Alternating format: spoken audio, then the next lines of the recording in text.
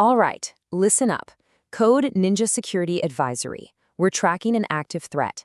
CVE 2025-31277. This is a weaponized zero-day, so pay close attention. Security Advisory Protocol is now initiated. I need you to treat this as a high-priority threat briefing. Let's get right into the intel. Okay, so what are we dealing with? The CVSS 3.1 score is an 8.8. Let that sink in. That's a high severity rating. And no, this is not a drill. We're talking high potential impact across confidentiality, integrity, and availability, the whole triad. So how does it work?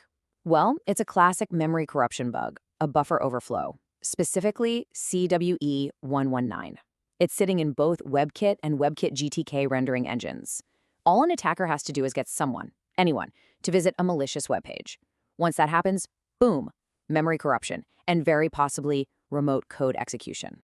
And let me be crystal clear. This is not some theoretical vulnerability sitting in a lab. Threat actors have already weaponized this thing. We have confirmed it's being actively exploited in the wild. That means your perimeter is at risk right now as we speak. So let's look at how this thing escalated, because it happened fast. It was initially found and patched by Apple way back in July 2025. But then by October, we realized it had a massive footprint in Linux environments. Red Hat started scrambling to patch. Fast forward to March of this year, it's officially linked to a known weaponized exploit chain. And the very next day, CISA adds it to their known exploited vulnerabilities catalog. The window for you to act, it's closing, fast. And here's the kicker. CISA and Google's threat intelligence team have confirmed it's part of the Darksword iOS exploit chain. Think about that. This isn't some random script kiddie exploit. This is sophisticated high-level adversary activity. So why am I telling you all this? The objective of this advisory is simple: to compel immediate action. You need to patch or mitigate now. Your job is to harden your defenses and protect your users, and that starts today.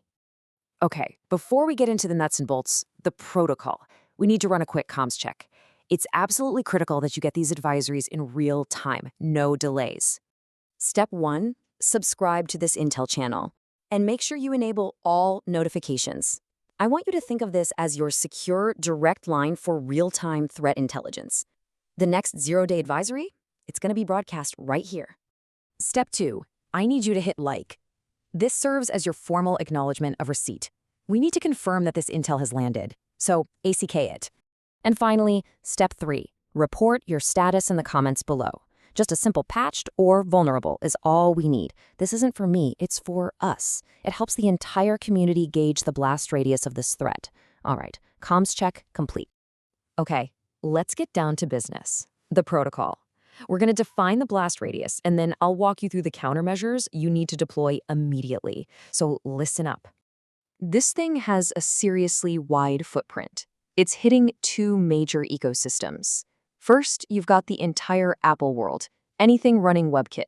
We're talking Safari, iOS, macOS, the whole shebang. Then you've got the Linux ecosystem, specifically stuff like Red Hat Enterprise Linux that uses WebKitGTK for a lot of things. Think Genome Shell, the Evolution email client. Yeah, it's everywhere. All right, for all you Apple admins out there, this is your checklist. Your systems are vulnerable until they are running these specific versions or newer. I'm talking Safari 18.6, iOS and iPadOS 18.6, macOS Sequoia 15.6. You can see the whole list right here. There are 0 exceptions. Okay, shifting gears to the Linux sysadmins. Red Hat has already pushed out the security errata. Here's what you need to look for. If you're on RHEL 7, you need the patch for WebKit-GTK4. For RHEL 8 and all its variants, you're patching WebKit-2-GTK3. Use these RHSA numbers on the screen to make sure your systems are compliant. Don't guess, verify. Now, I get it. Some of you are running complex environments where just patch it isn't that simple. So what's plan B? What's the backup protocol if you can't patch right away? If you absolutely cannot patch, then you need to initiate this zero-patch mitigation protocol immediately. First, you have to identify every single package on your system that has a dependency on WebKit-GTK. Second, you need to start ripping out the non-essential ones. Yeah, this might break some GUI functionality, you might lose your image viewer or the help browser, but you have to reduce the attack surface. And third, this part is non-negotiable. Enforce a rock-solid policy that bans processing or loading any untrusted web content. Period. All right, let's wrap this up with the final directive. I want to take a moment to be really clear about why we're doing this publicly. So, you might be wondering, why broadcast the details of an active threat? Doesn't that help the bad guys? The answer is, it's complicated, but it comes down to a core principle we live by. We live and breathe by the principle of coordinated vulnerability disclosure. Look, once a threat is already being exploited in the wild, secrecy only protects the attackers. The defenders, that's you need this intelligence to do your job and protect your systems. Silence is not security. It's the opposite. And if you need one more push, one more piece of motivation, here it is.